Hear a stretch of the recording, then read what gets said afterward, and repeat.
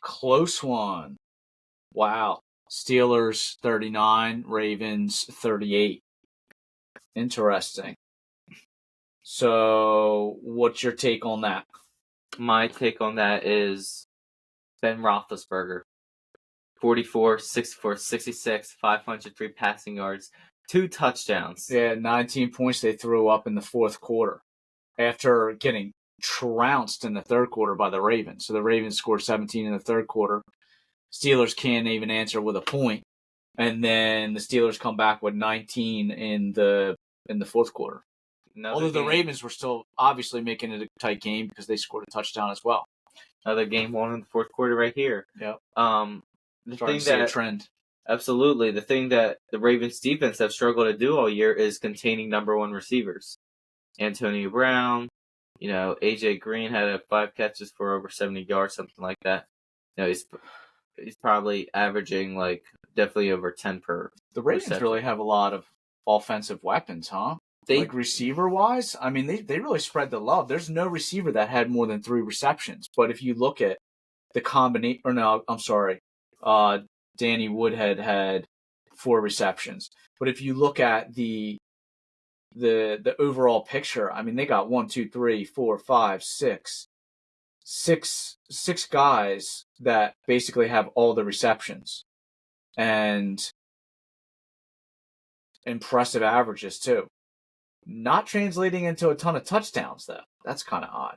Yeah, I think that more touchdowns being scored on the ground for the Ravens. Yeah, their inability in the passing game has shown, especially today, but their ability in the running game has definitely been lit up too, because obviously the Steelers last week lost Ryan Shazier, one of their best linebackers. Yeah, okay. And the thing that there's a couple plays for the season. He's out probably for his career. Oh, that bad? Yeah, it was like a spinal cord injury. Oh, yeah. Okay. So Ryan Shazier is probably never coming back and playing in the NFL. Unfortunately, it sucks, but it's hard. Yeah, it's hard to see that stuff happen, and prayers out to him though. But the thing that the Steelers linebackers shown is that their inability to play sideline to sideline, because that's something you have to do as a linebacker. There's a couple plays where they got cut on the stretch plays with the running backs. They got cut by offensive linemen. They weren't able to get to the running back. There's some guys taking the wrong angles to the running backs. So I think that's why their Ravens running game for sure exploded this game. And that's another thing. Another team that should concern you is the Steelers linebackers and their defenses. How they're going to be able to play against good teams in the playoffs. Because, if you're not able to tackle how they are supposed to tackle, good tackling teams actually do really well. And they're not a good tackling team. They haven't been all year, though, but today it's definitely shown.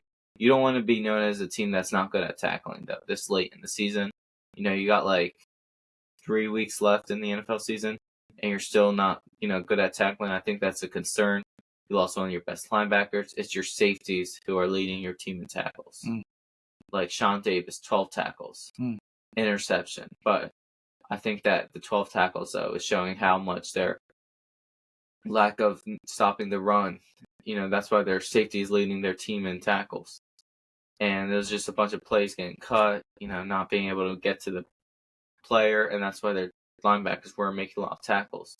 But I do got to say that how Ben Roethlisberger, once again, was able to carry the team in the fourth quarter and get the win. Antonio Brown with 11 catches, 213 yards. He was just straight up killing that Ravens defense.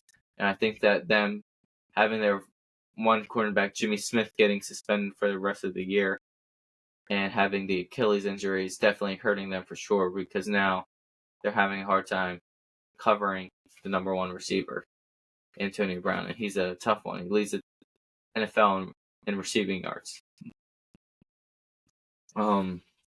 What's your thoughts about this game? Joe Flacco looked good, not great. Ben Roethlisberger is still showing signs of greatness, obviously. I don't know. I mean, I guess I didn't really look at it like it meant much for Baltimore. And it meant a lot for Pittsburgh to keep moving. I mean, they came in 10-2. So you want to stay dominant, especially this late in the season. You want to get the best spot in the playoffs that you can. And I'm not sure for 3/4 of football that the Steelers played like they really wanted to win. But at the end of the day, they did. So yeah, and I think they did a good job this game too, is spreading the ball around to other players. There's like 4 receivers over 50 yards.